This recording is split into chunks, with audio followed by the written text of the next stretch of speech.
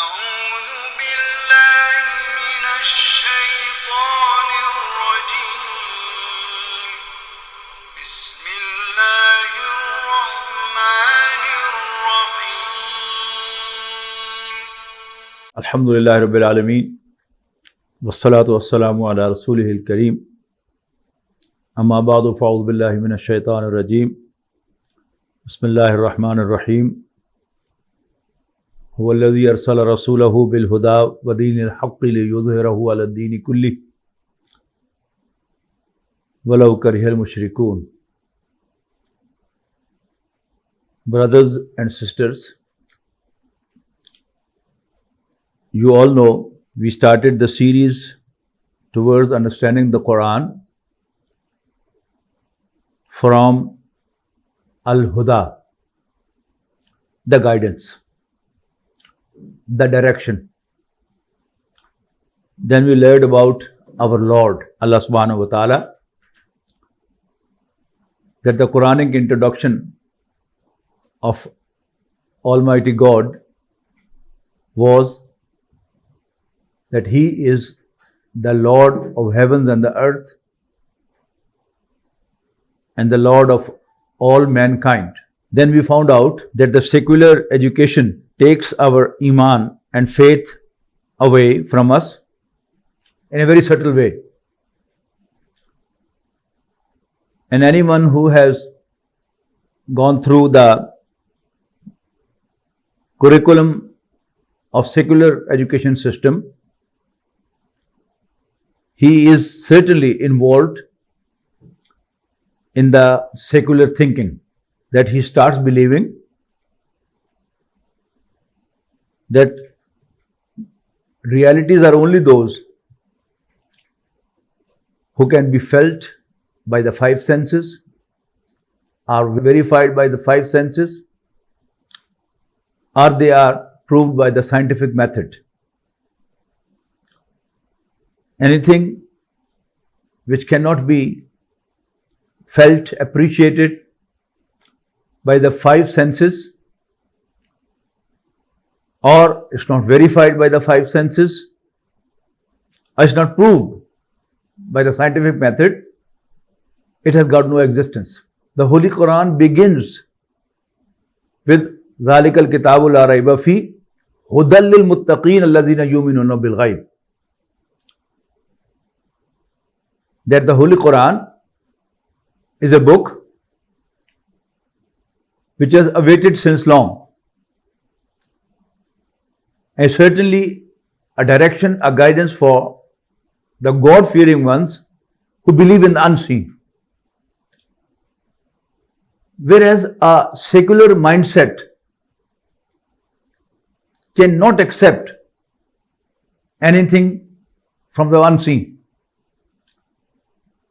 He, by his trend, by his mindset, rejects metaphysics. Then you must remember that we learned about Muhammadur Rasulullah sallallahu alaihi wasallam, that the belief in the Prophet sallallahu alaihi wasallam is the belief that Sayyidina Muhammad sallallahu alaihi wasallam is Allah's messenger. No doubt, he was a trustworthy, honest, truthful, kind person. But our belief is that he was Allah's messenger above all. Then we learned about the true nature of man, and then we found out that how the Holy Quran invites to believe in Allah, and that is through science, Allah's science. But our observation is that most of the intellectuals, they don't believe. They hardly appreciate the science. Then we try to sort out that the Quran says that there are signs for the sensible ones within the human beings and outside, all over the universe. Then we were able to detect from the Quran, find out from the Quran that there is a complete profile who pre-qualified to believe, who pre-qualified to appreciate the signs of Allah subhanahu wa ta'ala, and those who don't qualify, no matter how intelligent are they are unable to appreciate the signs, thereby they are not able to believe in Allah at the intellectual level. Then we microscopically observed that those who appreciate, those who believe, what's the condition of their heart? Their heart are neat and clean. The glass of their heart is clean and visibility through and through is 100%. Whereas those who don't obey, who do not pursue the righteousness, and they don't perform righteously despite they know that this is the right act. Their hearts are polluted, the glass is not clean, so their hearts cannot believe Allah subhanahu wa ta'ala. Then we studied from the Quran what's the program of character building in the Quran, the basis of character building in the Holy Quran. Then we learned about the social values to be promoted in an Islamic society from the Quran, and then the social evils to be eradicated from the Muslim society as prescribed by the Quran. Then we learned about the family life through Surah Al-Tahrim, and then we found out what is repentance, how Allah Almighty talks about repentance, how the human beings are directed to submit before their Lord and repent for all they have done in the past. And those who do this, Allah Almighty takes away from them their bad deeds, their sins, their bad habits, and they are on the straight right path, as if they didn't do anything wrong. Then we learned about the Islamic State through Surah Al-Hujurat. In the last section of Surah Al-Hujurat, a difference between Islam and Iman was described, referring about a group of people who claim to be believers. They were told, you haven't come to believe. Iman, belief, has not yet entered into your hearts. Yes, you can say you are Muslims and you have embraced Islam. Yet, despite having no Iman in your heart, or very little Iman in your heart, if you perform righteously, listen to Allah and His Messenger, Allah will not reduce anything from your deeds, as Allah is forgiving, merciful. Then in the next, that was Surah Al-Hajj, last section, we found out that when we have to perform jihad, when we have to strive in Allah's cause, what exactly we have to do? So it became evident to us that the objective of jihad is that we are able to prosecute against mankind by saying, "O Allah, O our Lord, we did our duty very well and we conveyed the message we received through messengers. Now it's their fault. It's the fault of the rest of mankind that they didn't believe." As Allah's messenger would prosecute against those who were addressed by them, whom they conveyed the message. So, Muslim Ummah has to convey the message to the rest of mankind. And for this purpose, we have to strive very hard, struggle very hard to convey the message to others. That is to be done in two steps. The ultimate goal is to make Islam crystal clear to everyone that no one is able to plead on the Day of Judgment before Allah Almighty that he never knew. The message was not conveyed to them. The message was not conveyed to him.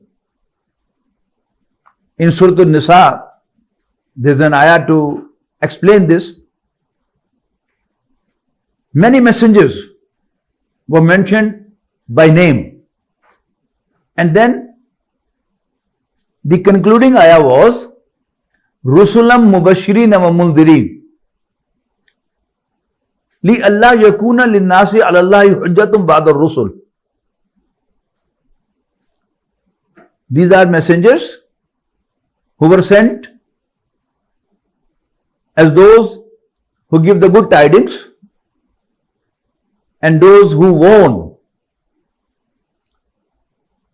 so that mankind has got nothing to plead on the Day of Judgment before their Lord that the message was not conveyed to us. This is to be done at two levels. First is dawah.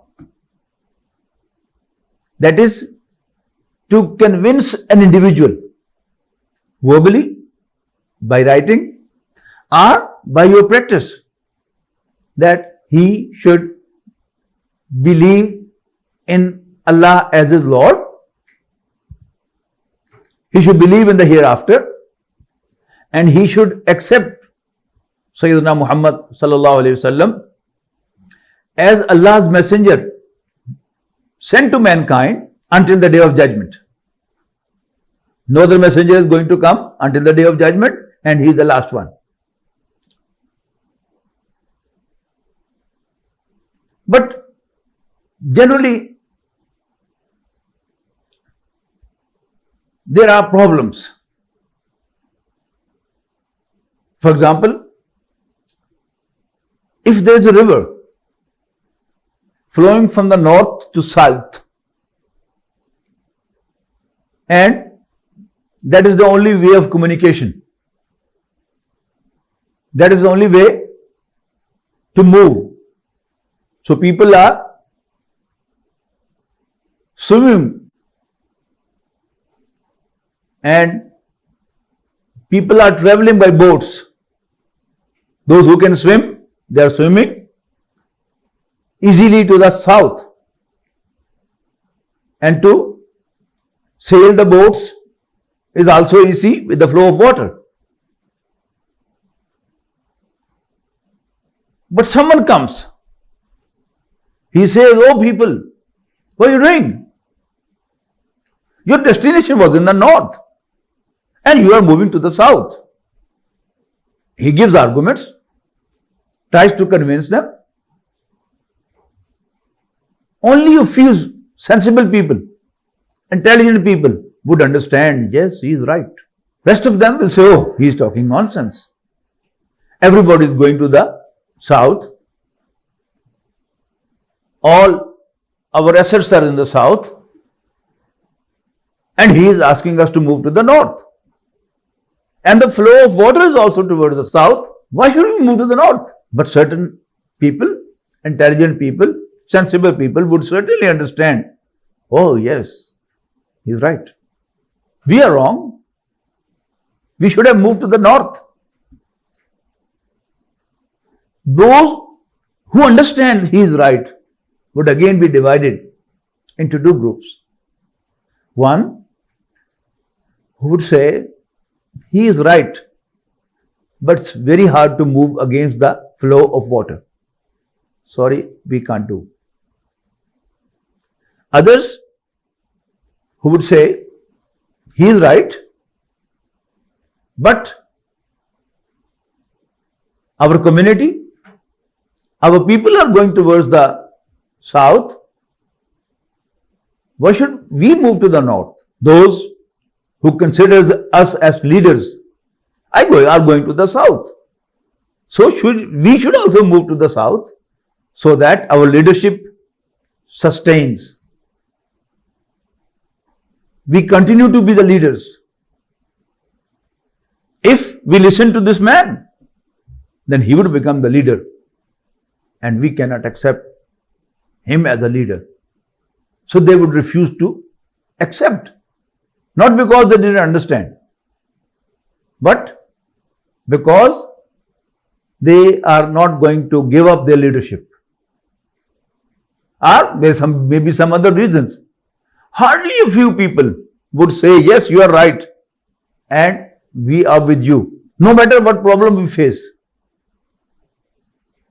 no matter what hardship we face, no matter how difficult is it to move against the flow of flow of water,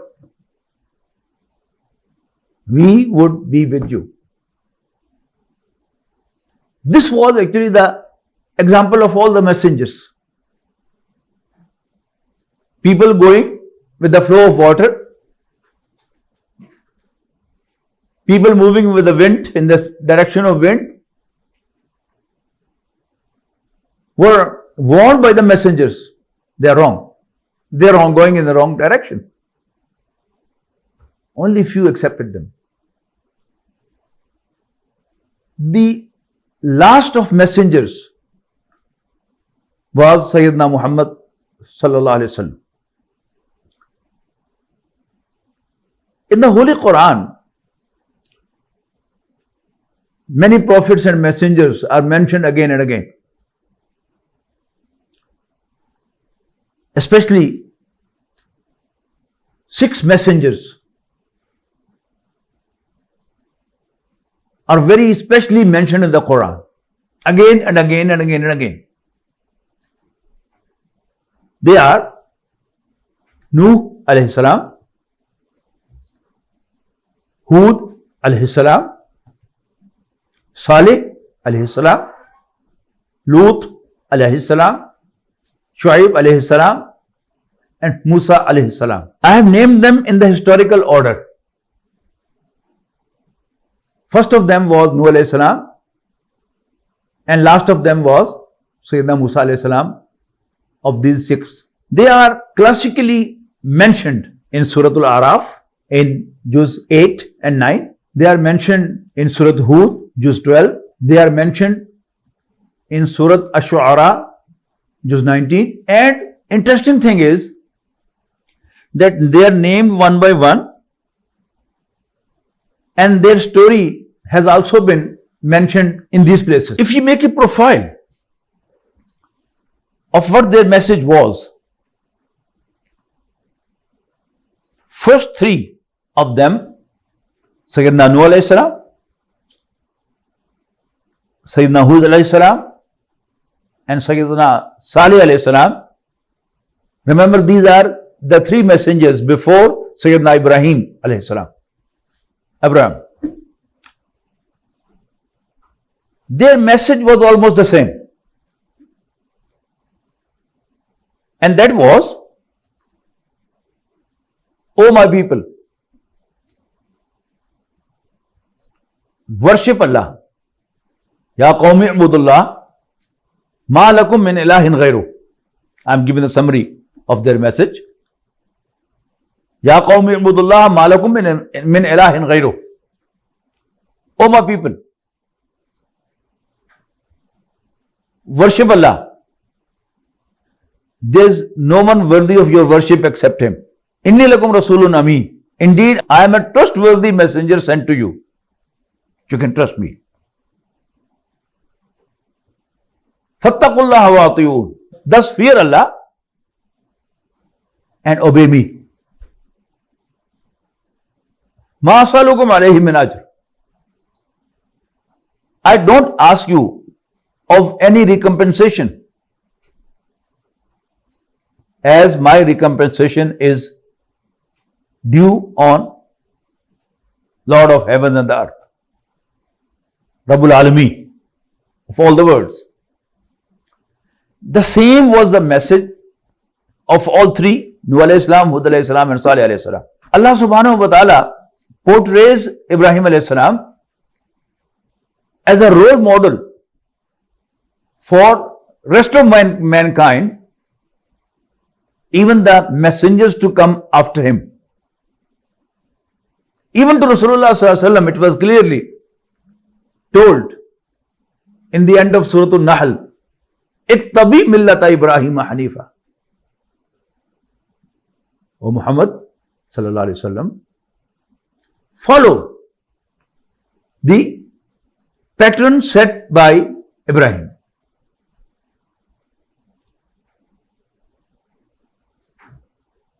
Who was completely secluded from everything else to Allah subhanahu wa ta'ala. Hanif. Only one-sided. Having only one focus, and that is his Lord Allah subhanahu wa ta'ala. Lut alayhi salam was either cousin or nephew of Sayyidina Ibrahim alayhi salam, and he left his homeland with Sayyidina Ibrahim alayhi salam. He had the same message as that of Nuh alayhi salam, Hud alayhi salam and Salih alayhi salam, but in addition, he addressed a social problem too. And that social problem was that his people were involved in homosexuality in males. So in addition to what the previous messenger said, Lut alayhi salam also told them, what is this nonsense in your practice? Allah created women for your satisfaction, but you go after men for your sexual satisfaction. Following him was Shu'aib alayhi salam. Shu'aib alayhi salam was sent to Madian. Madian was a town which was at the junction of two caravan routes, north-southern and east-western route. People from all four sides used to come at this place and purchase their merchandise coming from the other three corners, from other three directions. The people of Madian had made a market and they used to sell all the products coming from all four directions. Since it was a convenience for all the businessmen to come at one place and purchase all what they wanted to purchase. But the people of Madian, since they have monopolized the business, so they used to defraud, they used to cheat. Shu'aib alayhi salam, along with the basic message given by the previous messengers, he addressed this problem too and said to his people, what nonsense you do? You know, if someone is poor and he has nothing to feed to his children and he cheats, he can be ignored. But a businessman, a seller who is well-to-do, he has no financial problem, yet he cheats. So he is really guilty.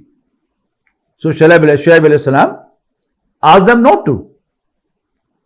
But all these messengers gave their message to their people, but none of them was able to change the society. Hardly few people joined them. Hardly few people believed them.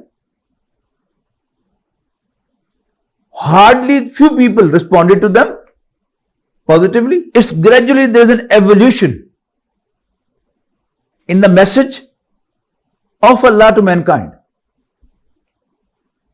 First of all, only the Aqidah, the dogma of the people was addressed. Believe in Allah, He is your Lord. Worship Him alone. I am a messenger sent to you by Him. Fear Allah and obey me. I don't ask of you any recompensation. My recompensation is due on Allah, Lord of the heavens and the earth. Then don't pervert the society by indulging in homosexuality, and don't exploit people by defrauding. Then came Musa alayhi salam. Musa alayhi salam had two targets. He was sent initially to Pharaoh. اذهب إلى فرعون إنه طغى. It has been mentioned in Surah Taha. اذهب إلى فرعون إنه طغى. Go to Pharaoh. He is turning arrogant. Since he himself was from the sons of Israel, so he was a messenger to the sons of Israel too. He convinced the sons of Israel that they should get a freedom from Pharaoh. Allah Almighty has sent me to lead you to a struggle and have the freedom from Pharaoh and his people. Sayyidina Musa alayhi salam was directed by Allah Almighty to take his people during the night, and finally he reached the sea. There was water in front of them. In the meantime, Pharaoh and his people also found out that the sons of Israel have run away. So they followed them, chased them. In the front of sons of Israel was sea, and behind was the forces, armed forces of Pharaoh, people of Pharaoh. Allah Almighty asked Musa alayhi salam to strike the water with his stick, and the water split into two. There was a wall of water on the right, and there was a wall of water on the left. And there was a dry path between the two walls of water on which the sons of Israel could walk through the sea and get on the other side.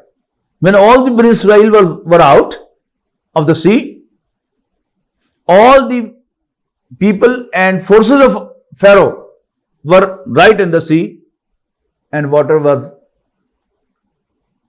commanded by Allah Almighty, who is the Lord of water too, to start flowing again. And all of them were drowned.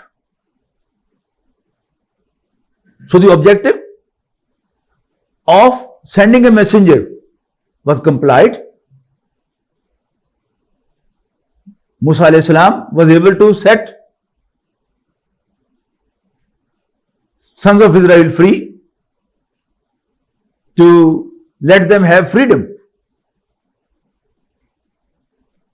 After Musa alayhi salam, the next important messenger was Sayyidina Isa alayhi salam. Isa alayhi salam was just a bridge between Musa alayhi salam and Sayyidina Muhammad sallallahu alayhi wasallam. Sayyidina Musa was given Torah, commandments of Lord of the heavens and the earth. And Isa Islam very clearly declared. You can find it now even in the present Bible. Don't think I have come to break law. And in the Holy Quran, in Surah As-Saf, you find, وَإِذْ قَالَ عِيسَى ابْنُ مَرْيَمَ يَا بَنِي إِسْرَائِيلَ إِنِّي رَسُولُ اللَّهِ إِلَيْكُمْ. And remember, when Jesus, son of Mary, said, O the sons of Israel, indeed I am a messenger sent to you, مُصَدِّقًا لِمَا بَيْنَ يَدَيَّ مِنَ التَّوْرَاةِ, testifying what is already present in front of me from Torah, وَمُبَشِّرًا بِرَسُولِ يَاتِي مِن بَعْدِ اسْمُهُ أَحْمَدَ, and to give the tidings of a messenger to follow me, whose name would be Ahmad, sallallahu alayhi wasallam. And then finally, Sayyidina Muhammad sallallahu alayhi wasallam came. He was sent with two things. One, in same Surah As-Saf, which actually we have to study the next one. But before we actually study Surah As-Saf, I am preparing the ground that you are able to understand it. In Surah As-Saf, ayah number 8, Allah Almighty says, يُرِيدُونَ لِيُطْفِئُوا نُورَ اللَّهِ بِأَفْوَاهِهِمْ.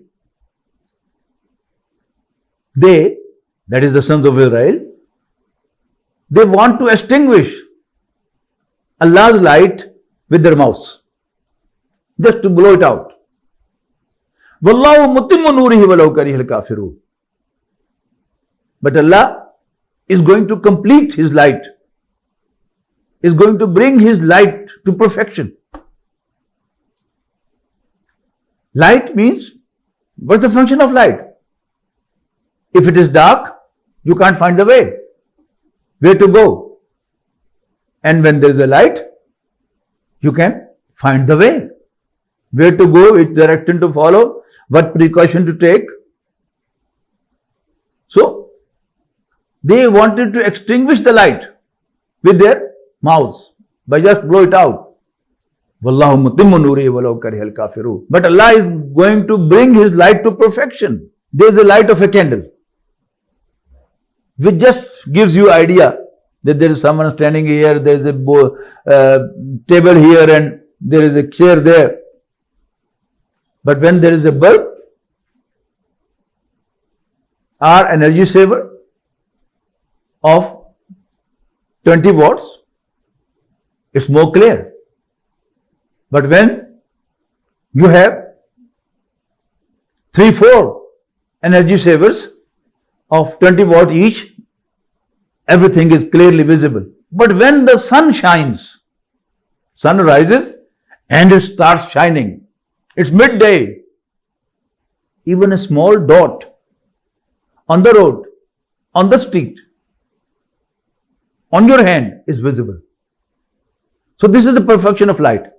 So Allah Almighty, through His messengers, was enlightening the mankind through the light of prophets, through the light brought by His messengers. Divine light.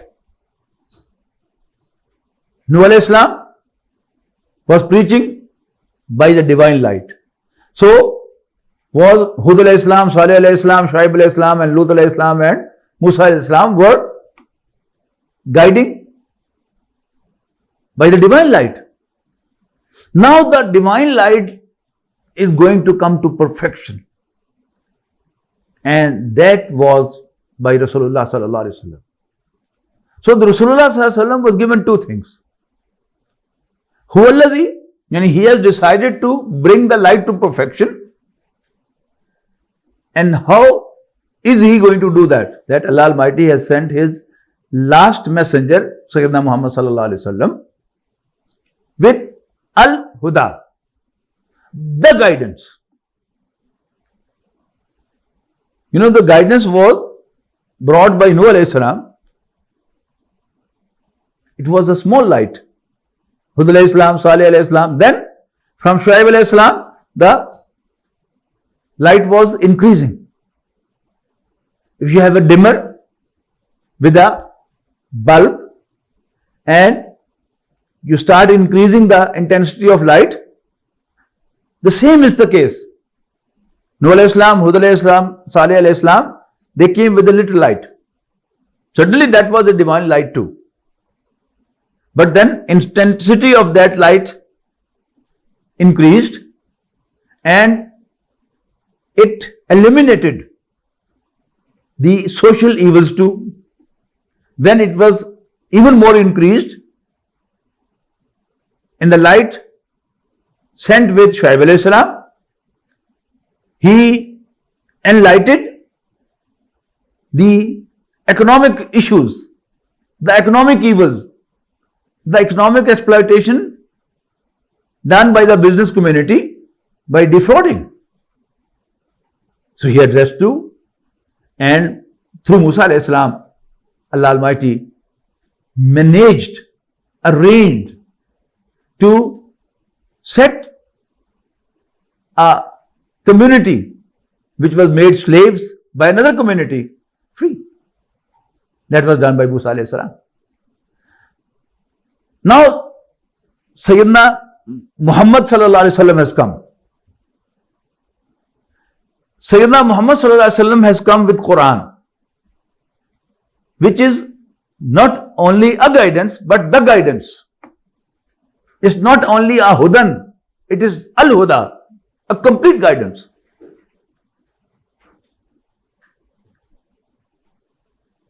What does it mean?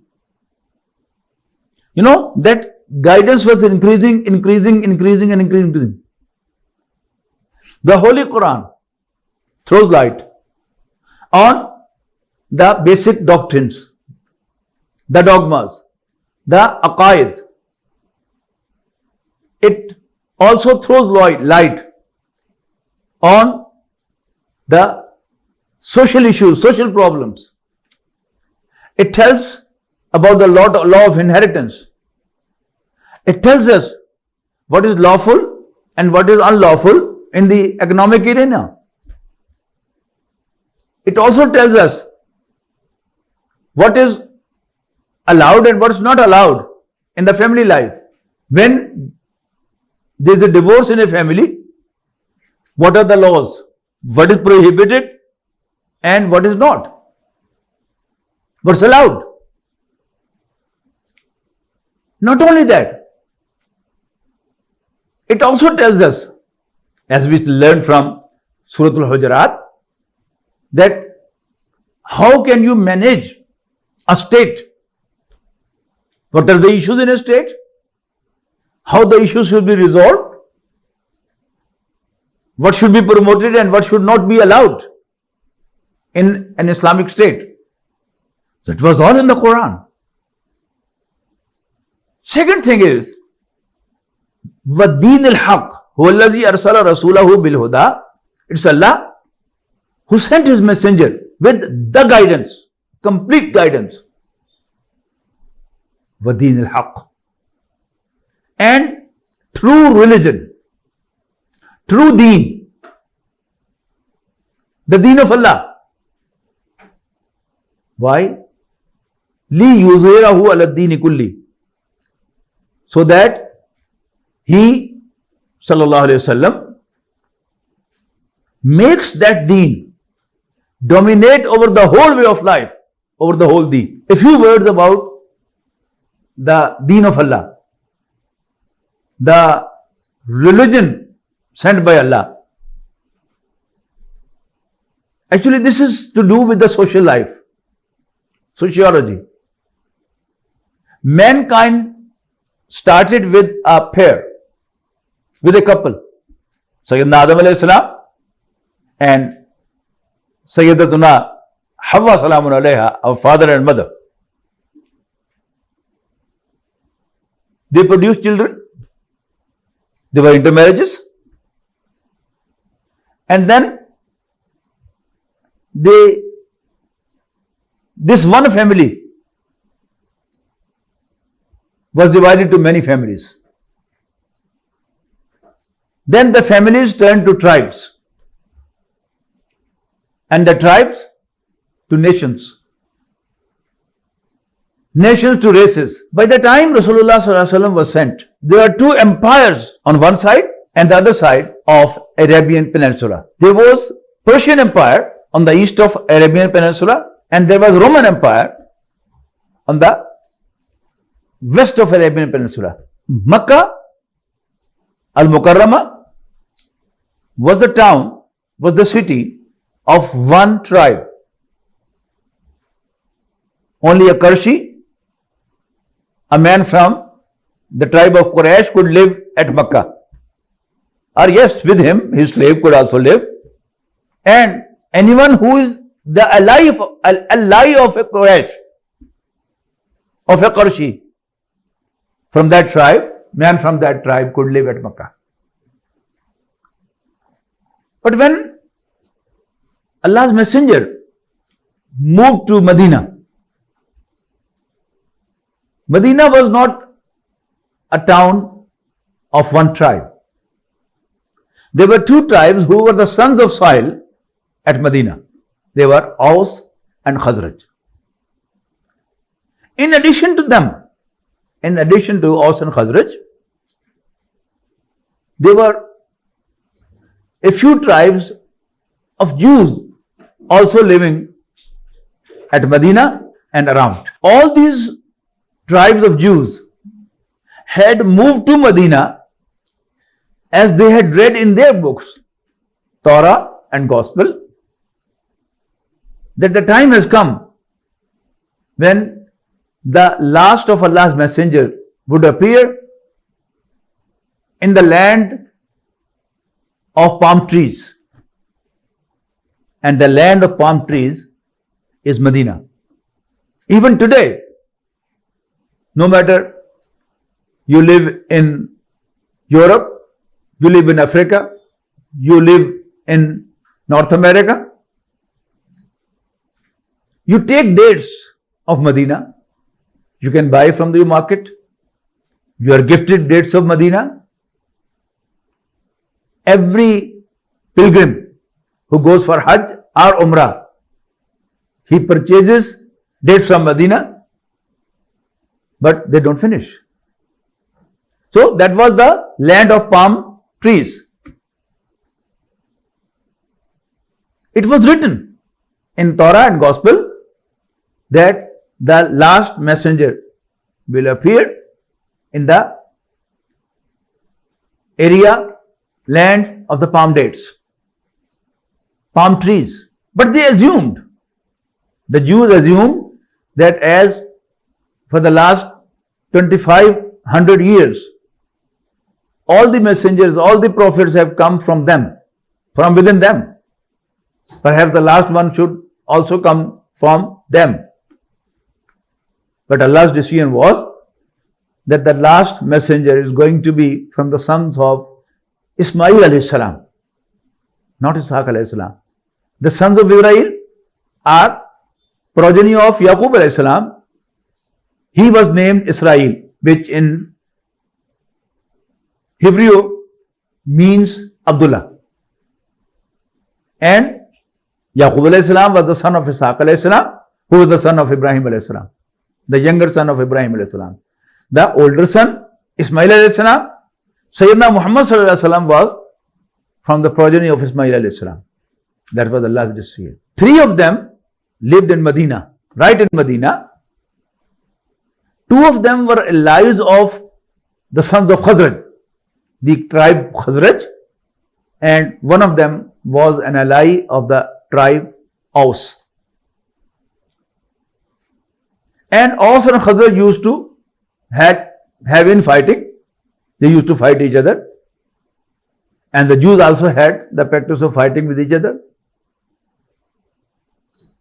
The Jews used to fight with the sons of soil and in between. When Prophet ﷺ came to Medina, he had meeting with the leaders of different tribes, different communities, and he pointed out to them that why you fight with each other? You live here. They said, we have issues. We have problems.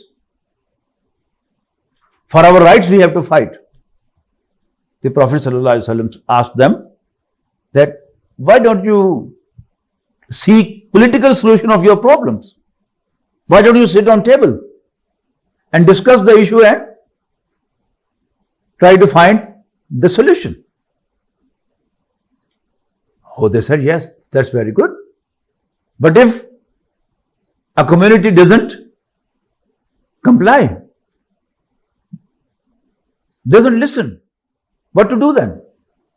The Prophet ﷺ said, then you should appoint someone from you whose decision is a binding on all of you. So they said, okay,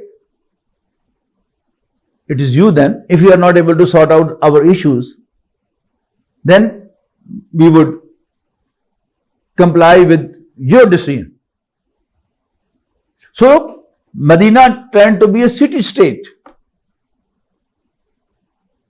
A treaty of Medina was signed, according to which every tribe was internally autonomous. The intertribal issues would be sorted out by negotiation, by discussion, and if the discussion cannot solve the issue, then the decision of Rasulullah ﷺ would be acceptable to all of them. Whenever there is an attack on any of the community, any of the tribes, all will fight together against the foreign aggression. So Medina turned to be a city-state. For the last 1400 years, there is a lot of scientific development. There are inventions and inventions and inventions. But politically, mankind has not moved an inch further from this. The highest community in the political science, even today, is a state. United States of America. More than 50 states, internally autonomous, but then they have a confederation. United States of America. So what more mankind has achieved? Nothing. So another important thing is, regarding Al-Huda, I should add, that the most fertile era of human thinking is 1200 years. 600 before Christ and 600 after Christ. All the big philosophers you'll find in this era. Confucius was in this era. Aristotle was in this era. Plato was in this era. So man thought what he could think. The philosophies were formed as much as they could. A very famous scholar of Iqbal's poetry. Iqbal, you know, the national poet of Pakistan. Great philosopher. A great leader of the Muslim Ummah, I should say. He was a very well-read man. And I have heard him saying, personally, that after 600 AD, no new philosophy has been introduced to mankind. All the new philosophies with big names, communism, existentialism, logical positivism, big names. He used to say, I can prove that this philosophy exists in those 1200 years with this name. So man thought what he could think. Man intellectually could produce what he could.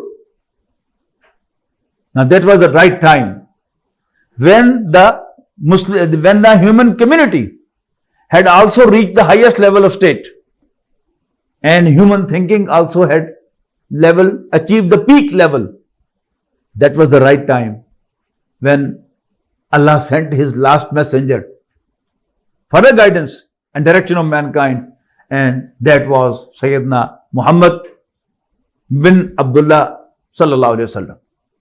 So, huwa allazi arsala rasulahu bil huda wa dinil haqq. It's Allah who sent His messenger with the true guidance, with the complete guidance, and a true religion, religion of Allah, so that He makes this religion dominate over the whole way of life, the whole religion. Now, we come back to the last ayah of Surah Hajj, that the objective of sending Sayyidina Muhammad sallallahu alaihi wasallam was liyakuna rasulu shahidan alaykum, so that the messenger becomes the witness against you, to prosecute against you on the day of judgment, and you become the prosecutors from Allah to prosecute against the rest of mankind. First step is the dawah. And the example I shared with you, that there is a river flowing from north to south. But a man says your direction is, your destination is, your goal is on the north. Now, if you fit Rasulullah sallallahu alaihi wasallam into this example, what tremendous job he did. He first of all informed mankind that you are going in the wrong direction. Only few who accepted him and joined him, he said, don't go alone.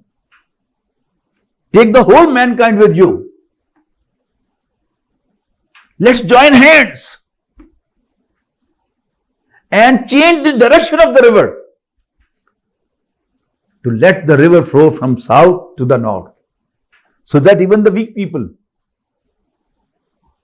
even those who lack courage, even those who are not that smart, not that intelligent, that yes, they could understand that you are right, to facilitate them and to let them all too reach their destination, achieve their goal. And that was the whole struggle done by Sayyidina Muhammad sallallahu alaihi wasallam. So, this ayah has been quoted without a small difference of a dot 3 times in the Quran. First of all, this ayah appeared in Surah At-Tawbah or Surah Al-Bara'ah. Then, this ayah appeared at the end of Surah Al-Fath. And then, it came as a central ayah of Surah Al-Saf, ayah number 9. هُوَ الَّذِي أَرْسَلَ رَسُولَهُ بِالْهُدَى وَدِينِ الْحَقِّ لِيُظْهِرَهُ عَلَى الدِّينِ كُلِّهِ. It's Allah who sent His messenger, Sayyidina Muhammad sallallahu alaihi wasallam, with the guidance, the complete guidance, and the true religion, and the religion of Allah, so that He makes it dominate over the whole way of life. When Rasulullah sallallahu alaihi wasallam conquered Makkah, He broke all the idols. He gave a general amnesty to all His enemies, no matter what they had done with Him, with His companions. All were forgiven. And then the divine justice, that justice ordained by Allah. You know, there are 2 things which we must recognize in a justice system, in a judicial system. One is, the judge should be honest, credible. He should not be a party. But no matter how honest is a judge, but if the law is based on injustice, the judge cannot do justice at all. So the law, the fair system was revealed by Allah subhanahu wa ta'ala through Rasulullah sallallahu alaihi wasallam, and Rasulullah sallallahu alaihi wasallam, after conquering Makkah, he established, he brought that divine law to practice, to bless an ordinary man, justice to his doorstep. So this ayah is the central ayah of Surah Al-Saf, which inshallah we would study next time from first to the last ayah. बारकल्लाहु ली व लकुम fill कुरानिल अज़ीम व नफ़अनी व इय्याकुम bill आयाति व ज़िक्रिल हकीम।